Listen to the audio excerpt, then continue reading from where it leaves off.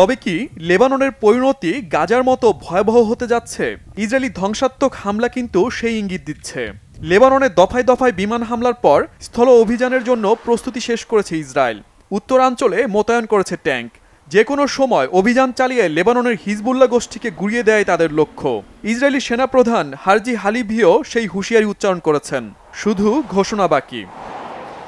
গেল সোমবার থেকে লেবাননে ব্যাপক হামলা শুরু করে ইসরায়েলি বাহিনী। তাদের দাবি, সশস্ত্র গোষ্ঠী হিজবুল্লাহকে লক্ষ্য করে এসব হামলা চালানো হচ্ছে। কিন্তু হামলার লক্ষ্যবস্তু হচ্ছে লেবাননের সাধারণ মানুষ। ইসরায়েলি হামলায় গেল 4 দিনে 700-র বেশি লেবাননবাসী নিহত হয়েছে। আহত ছাড়িয়েছে হাজার। হতাহতের মধ্যে বেশিরভাগ নারী ও শিশু। আমি রান্নার কাজ করছিলাম, হঠাৎ একটি রকেট এসে বাড়ির সামনে পড়ে। আমাদের পরিবারের অনেকেই শহীদ হয়েছেন, আহত হয়েছে বেশ কয়েকজন। আমরা ভয় পাই না। আল্লাহকে ধন্যবাদ, নিশ্চয়ই বিজয় খুব দ্রুত আসবে।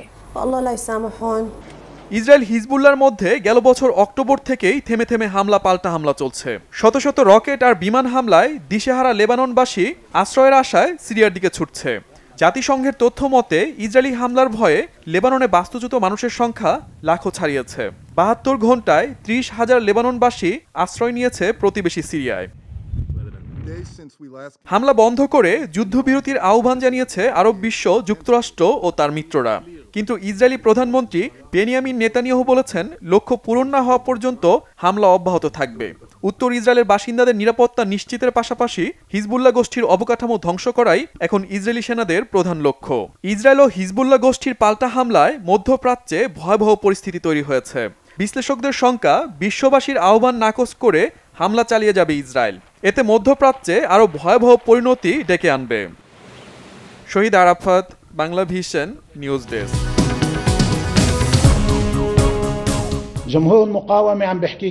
হিজবুল্লাহ নেতা হাসান নাসরুল্লাহকে হত্যার প্রতিশোধ নিতে ইরান কি এবার ইসরায়েলে সরাসরি হামলা চালাবে? এবার কি ফিলিস্তিনের গাজায় হামলা, ইরানি শীর্ষ কমান্ডার হত্যা, হামাস নেতা খুন আর সবশেষ লেবাননে আঘাতের প্রতিশোধ নেবে ইরান? লেবাননে থাকা ইরান সমর্থিত সশস্ত্র গোষ্ঠী হিজবুল্লাহ নেতা হাসান নাসরুল্লাহকে ইসরায়েল হত্যার পর এমন প্রশ্ন উঠেছে। বিশ্লেষকরা বলছেন, ইরান সরাসরি হামলা না চালালেও ইসরায়েলের বিরুদ্ধে এবার আরও বেশি ফুঁসে উঠবে মধ্যপ্রাচ্যে থাকা ইরান সমর্থিত গোষ্ঠীগুলো, যা ইসরায়েলের জন্য ভয়ঙ্কর পরিণতি নিয়ে আসতে পারে। 1992 সালে হিজবুল্লাহর প্রধান হিসেবে দায়িত্ব নেন হাসান নাসরুল্লাহ। অনুগত কমান্ডারদের নিয়ে তিনি একটি মিলিশিয়া বাহিনী থেকে হিজবুল্লাহকে বিশ্বের সবচেয়ে শক্তিশালী বেসামরিক বাহিনীতে পরিণত করেছেন। ইরানের সমর্থন নিয়ে গড়ে তুলেছেন আধুনিক অস্ত্রাগার। ফিলিস্তিনের সমর্থনে ইসরায়েলের বিরুদ্ধে গাজা আগ্রাসনের পর থেকেই সোচ্চার হিজবুল্লাহ। আরব বিশ্বসহ মুসলিম দেশগুলো যখন গাজা হত্যাযজ্ঞে নীরব ভূমিকা পালন করেছে, তখন ইসরায়েলের বিরুদ্ধে দফায় দফায় হামলা চালিয়েছে এই গোষ্ঠীটি, যা ইসরায়েলের জন্য বড় মাথাব্যথার কারণ হয়ে ওঠে। আর এ কারণেই হামাসের পর হিজবুল্লাহকে নির্মূলে মেতে উঠেছে নেতানিয়াহু সরকার। আর তার সাথে বন্ধু যুক্তরাষ্ট্রের সমর্থন পেয়ে সময়ের সাথে সাথেই বেপরোয়া হয়ে উঠেছে ইসরায়েল। গাজা যুদ্ধ বন্ধ তো দূরে থাক, বরং হামাস নির্মূলের নামে দিন দিন গাজায় হত্যাযজ্ঞ যেমন বাড়িয়েছে, তেমনি আঞ্চলিক যুদ্ধ ছড়াতে উস্কানি দিয়েছে ইসরায়েল ও দেশটির প্রধানমন্ত্রী বেনিয়ামিন নেতানিয়াহু, যার ফলশ্রুতিতে হামাসের পর এবার হিজবুল্লাহ দমনের অজুহাতে লেবাননকে মৃত্যুপরীতে পরিণত করার উৎসবে মেতে উঠেছে নেতানিয়াহু সরকার। ইসমাইল হানিয়ার পর এবার তারা হত্যা করল ইরান সমর্থিত আরেক গোষ্ঠী হিজবুল্লাহ নেতা হাসান নাসরুল্লাহকে। এমন দুঃসাহসের মাধ্যমে ইসরায়েল সব সীমা অতিক্রম করেছে উল্লেখ করে দেশটির বিরুদ্ধে হামলা আরও জোরালো করার হুঁশিয়ারি দিয়েছে হিজবুল্লাহ, হামাস ও ইরাকে থাকা ইরান সমর্থিত আঞ্চলিক প্রতিরোধ গোষ্ঠীগুলো। হুঁশিয়ারি দিয়েছে ইরানও নাসরুল্লাহর পথ অনুসরণ করে গাজার সমর্থনে ইসরায়েলের বিরুদ্ধে লড়াই চালিয়ে যেতে একজোট হয়েছে তারা। এর মধ্যে নিরাপদ স্থানে সরিয়ে নেওয়া হয়েছে ইরানের সর্বোচ্চ নেতা আয়াতুল্লাহ আলী খামেনিকে। আর সেখান থেকে তিনি ঘোষণা দিয়েছেন, হিজবুল্লাহর পাশে রয়েছে আঞ্চলিক সব প্রতিরোধ শক্তি। একজন হাসান নাসরুল্লাহর মৃত্যু হলেও লাখো হাসান নাসরুল্লাহ তৈরি হবে বলে ক্ষোভ প্রকাশ করেছে লেবাননের জনতা। তিনি শহীদ হয়েছেন, তবে একজন হাসান নাসরুল্লাহ শহীদ হলে কি হবে? আমরা সবাই হাসান নাসরুল্লাহ।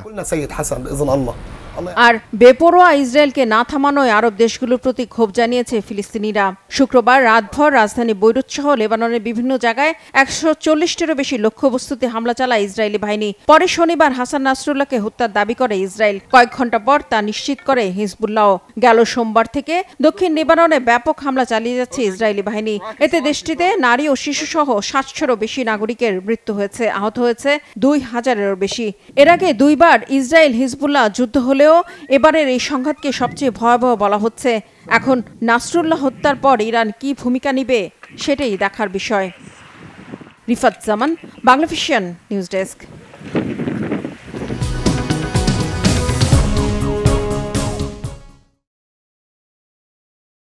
দৃশ্যটি 27 সেপ্টেম্বর শুক্রবার রাতের। ইসরায়েলের রাজধানী তেল আবিবে তীর্থের কাকের মতো অপেক্ষায় প্রতিরক্ষামন্ত্রী ইয়োভ গ্যালান্ট, সেনাপ্রধান হার্জি হালেভি সহ সরকারি ও সামরিক কর্মকর্তারা। ইসরায়েলের যুদ্ধবিমান নিজেদের আকাশসীমা ছাড়িয়ে লেবাননে ঢোকার পর বহু প্রত্যাশিত একটি তথ্যের জন্য প্রতি মুহূর্তে উত্তেজনার উত্তাপে স্পন্দিত হয়েছে নিয়ন্ত্রণ কক্ষে থাকা প্রতিটি ব্যক্তির চোখ, কান, হৃদয় আর মস্তিষ্ক। মধ্যপ্রাচ্যে সশস্ত্র প্রতিরোধ গোষ্ঠীগুলোর বুকে কাঁপন ধরানো বিশেষ ওই অভিযানের নাম ছিল নিউ অর্ডার। বিভীষিকাময় ওই রাতে মুহুর্মুহুর গোলার আঘাতে বিস্ফোরণ এতটাই প্রকট ছিল যে রাজধানী বৈরুত ছাড়িয়ে কয়েক কিলোমিটার দূরে লেবাননের অন্যান্য অঞ্চলকে এমন ঝাঁকুনি দিয়েছে যেন ভূমিকম্পের ধাক্কা। বিস্ফোরণের বিচ্ছুরণে রাতের আধার আলোকিত হলেও বিচক্ষণ দিক নির্দেশনায় সদা উজ্জীবিত সর্বোচ্চ নেতা হাসান নাসরুল্লাহকে হারিয়ে প্রায় নিঃস্ব হয়ে পড়ে মধ্যপ্রাচ্যের অন্যতম সশস্ত্র প্রতিরোধ গোষ্ঠী হিজবুল্লাহ। আগে বেশ কয়েকবার ব্যর্থ হলেও এবার হাসান নাসরুল্লাহকে খতমের অভিযান সফল করতে গোয়েন্দা তথ্য ও মারণাস্ত্রের মোক্ষম ব্যবহারে কমতি রাখেনি ইসরায়েল। বিভীষিকাময় ওই রাতে নাসরুল্লাহকে হত্যার মিশনে কয়েক মিনিটে 85টি উচ্চ ক্ষমতার বোমা ব্যবহার করেছে ইসরায়েল, যার প্রতিটির ওজন 1 টন। বিশেষায়িত ওই বোমার মধ্যে আছে মিত্র যুক্তরাষ্ট্রের কাছ থেকে পাওয়া GHEU-31 joint direct attack munition বা ডাম্প বোম, যা পাঠানো হয়েছিল হামাস দমনের অজুহাতে ফিলিস্তিনিদের নির্মূলের মিশনে ব্যবহার করতে। ছিল ইসরায়েলের নিজস্ব প্রযুক্তিতে উদ্ভাবিত GPS গাইডেড বোম স্পাইস 2000, মূলত বাংকার ধ্বংসের জন্য ব্যবহার হয়ে থাকে এটি। ইসরায়েলের প্রতিরক্ষা বাহিনী IDF জানিয়েছে গত কয়েক মাস ধরেই নাসরুল্লাহর গতিবিধির উপর চলছিল নজরদারি। শত্রুর চোখে ধুলা দিতে প্রতি মুহূর্তে পরিবর্তন করেছেন ঠিকানা, কিন্তু শেষ রক্ষা হয়নি। গত 27 সেপ্টেম্বর বৈরুতের দক্ষিণে দহিয়ার একটি বহুতল ভবনের নিচে বাংকারে ছিলেন নাসরুল্লাহ। মাটির কয়েক ফুট নিচে থাকা ওই বাংকারকে চিহ্নিত করে ওই বহুতল লক্ষ্য করে শুরু হয় একের পর এক গোলাবর্ষণ। লেবাননে হিজবুল্লাহর উপর ইসরায়েলের হামলার শুরুটা 17 সেপ্টেম্বর থেকে। হিজবুল্লাহ সদস্যদের নির্মূল করতে বিমান হামলার পাশাপাশি পেজার, ওয়াকিটকি আর মোবাইল বিস্ফোরণ ঘটানো হলেও হতাহত 4 সহস্রাধিক লেবানিজের, বেশিরভাগই নিরস্ত্র সাধারণ মানুষ। Mehra Hussain Khan, Banglavision news desk.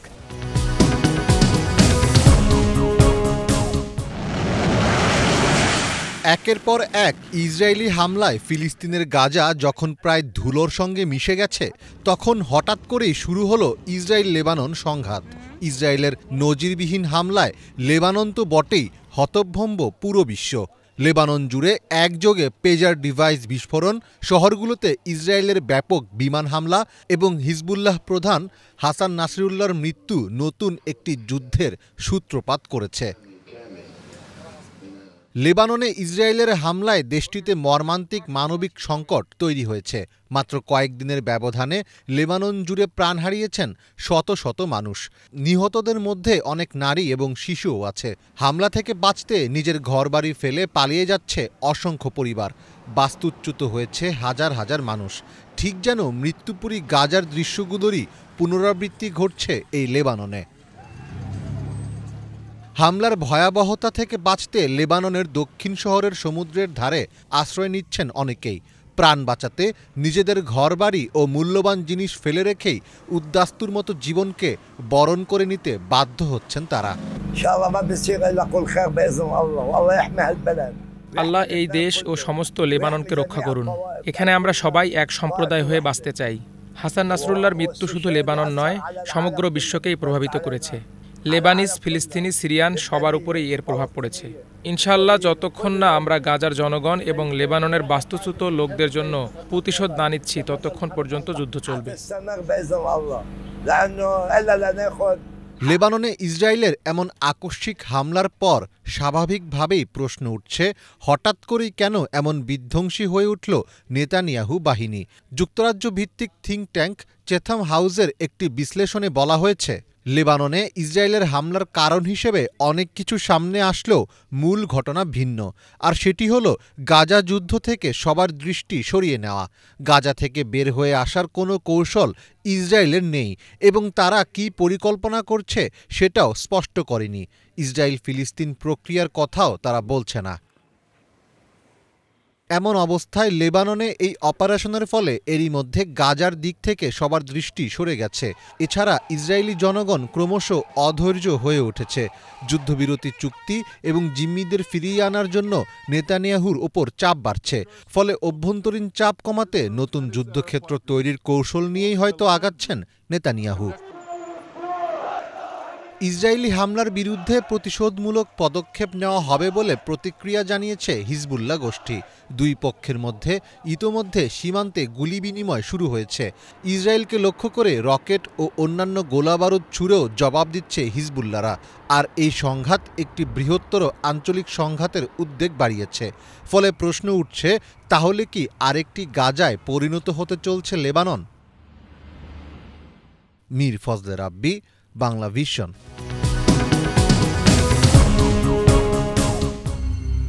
এক দশক আগে উগ্রপন্থী আইএসকে মোকাবেলার উদ্দেশ্যে বিভিন্ন দেশের সৈন্য নিয়ে ইরাকে শুরু হয় মার্কিন নেতৃত্বাধীন আন্তর্জাতিক মিশন। অবশেষে এই মিশন বন্ধের ঘোষণা এসেছে।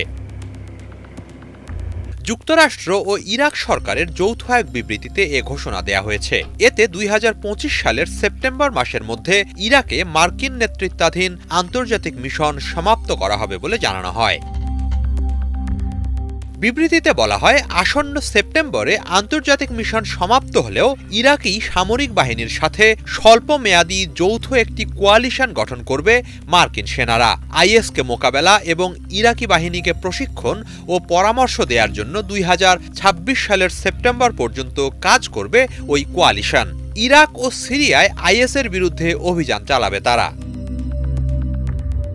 এদিকে আগামী বছর মার্কিন নেতৃত্বাধীন আন্তর্জাতিক মিশন সমাপ্তির পর যুক্তরাষ্ট্র ইরাক থেকে কত সেনা সরিয়ে নেবে বা আদৌ কোনো সেনা সরিয়ে নেবে কিনা বিবৃতিতে তা স্পষ্ট করে উল্লেখ করা হয়নি। যদিও ধারণা করা হচ্ছে এর মধ্য দিয়ে উল্লেখযোগ্য সংখ্যক মার্কিন সেনাকে দেশে ফেরত পাঠানো হবে। সাম্প্রতিক বছরগুলোতে ইরাক সরকার দেশটি থেকে সকল বিদেশি সেনা প্রত্যাহারের দাবি জানিয়ে আসছে। এরই মাঝে সেখানে মার্কিন নেতৃত্বাধীন আন্তর্জাতিক মিশন বন্ধের ঘোষণা এলো। বর্তমানে ইরাকে যুক্তরাষ্ট্রের ২৫০০-এর মতো সেনা অবস্থান করছে। এছাড়া সিরিয়ায় তাদের আরও ৯০০-র মতো সেনা আছে। হিজল জোবায়ের, বাংলা ভিশন।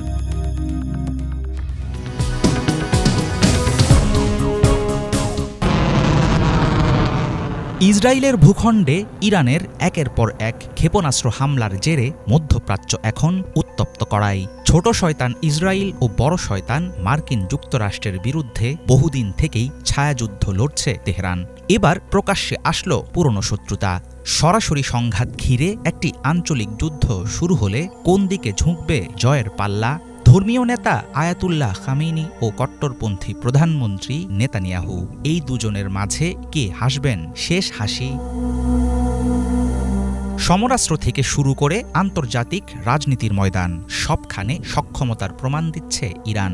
অন্যদিকে যুক্তরাষ্ট্রের প্রত্যক্ষ মদদে টিকে আছে মধ্যপ্রাচ্যের বিষফোঁড়া হিসাবে পরিচিত ইসরায়েল। টানটান উত্তেজনার মধ্যে চিরশত্রু দুই দেশের সামরিক সক্ষমতা নিয়ে চলছে নানা রকম তুলনা। গ্লোবাল ফায়ার পাওয়ারের সাম্প্রতিক পরিসংখ্যান অনুযায়ী শক্তির দিক থেকে ইসরায়েলের তুলনায় ৩ ধাপ এগিয়ে আছে ইরান। ১৪৫টি দেশের মধ্যে ইরানের অবস্থান ১৪তম আর ১৭তম অবস্থানে আছে ইসরায়েল। ইরানের সেনাবাহিনীতে নিয়মিত সেনা আছে 6,10,000, রিজার্ভ সেনার সংখ্যা 3,50,000। অন্যদিকে ইসরায়েলের সেনাবাহিনীতে নিয়মিত সেনা আছে 1,70,000, তাদের রিজার্ভ সেনার সংখ্যা 4,65,000। ইরানের মোট জনসংখ্যা প্রায় 8,76,00,000। অন্যদিকে ইসরায়েলের জনসংখ্যা প্রায় 90,44,000। ইরানের আধা সামরিক বাহিনীতে যুক্ত আছে 2,20,000 সদস্য।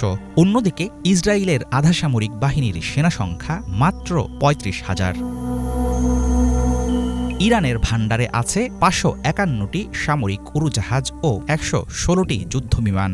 অন্যদিকে ইসরায়েলের সামরিক উড়োজাহাজের সংখ্যা 612টি আর যুদ্ধবিমান আছে 241টি। হামলায় ব্যবহৃত যুদ্ধবিমানের মধ্যে ইরানের হাতে আছে 23টি আর ইসরায়েলের মালিকানায় আছে 39টি যুদ্ধবিমান। 86টি পরিবহন উড়োজাহাজের মালিক ইরানের বিমান বাহিনী। অন্যদিকে মাত্র 12টি পরিবহন উড়োজাহাজ আছে ইসরায়েলের। শুধু যুদ্ধ বিমান ও সামরিক উড়োজাহাজেই শেষ হয়নি দুই দেশের সামরিক শক্তি। ইরানের কাছে সাধারণ হেলিকপ্টার আছে 129টি আর ইসরায়েলের আছে 146টি। কমব্যাট হেলিকপ্টারের দিক থেকে ইরানের মালিকানায় আছে 13টি কপ্টার আর 48টি আছে ইসরায়েলের দখলে। স্থল অভিযানে ব্যবহারের জন্য ইরানের আছে 1,996টি ট্যাঙ্ক ও 65,765টি সাঁজোয়াজান। অন্যদিকে ইসরায়েলের আছে 1,370টি ট্যাঙ্ক ও 43,403টি সাঁজোয়াজান। সাগরে যুদ্ধ পরিচালনার জন্য ইরান ও ইসরায়েল দুই দেশেরই আছে বেশ বড়সড় প্রস্তুতি। ইরানের যুদ্ধজাহাজ আছে 101টি, পাশাপাশি তেহরানের ভাণ্ডারে আছে 19টি সাবমেরিন। অন্যদিকে ইসরায়েলের যুদ্ধজাহাজের সংখ্যা মাত্র 67টি আর তাদের মালিকানায় সাবমেরিন আছে মাত্র 5টি। বাৎসরিক সামরিক বাজেটে ইরানের তুলনায় ইসরায়েলের ব্যয় দ্বিগুণেরও বেশি। পারমাণবিক অস্ত্র থাকার কথা স্বীকার না করলেও যুক্তরাষ্ট্রের বিজ্ঞানীদের সংগঠন ফেডারেশন অব আমেরিকান সায়েন্টিস্টের অনুমান তেল আবিবের হাতে রয়েছে প্রায় 90টি পারমাণবিক অস্ত্র। অন্যদিকে আনুষ্ঠানিকভাবে তেহরান সবসময়ই দাবি করে আসছে তাদের কাছে পারমাণবিক অস্ত্র নেই। যুক্তরাষ্ট্রের প্রত্যক্ষ মদদ পাওয়া ইসরায়েল ও পশ্চিমা জোট শক্তিকে ঠেকিয়ে দেওয়ার ক্ষমতা ইরানের আছে কিনা সেটা নিয়ে চলছে হিসাব নিকাশ। চলমান সংঘাতে পরাশক্তিগুলোর পাল্টাপাল্টি অবস্থানের কারণে কোন দিকে গড়ায় যুদ্ধ পরিস্থিতি সেদিকে নজর রাখছে গোটা বিশ্ব। হাফিজুল ইসলাম, বাংলা ভিশন।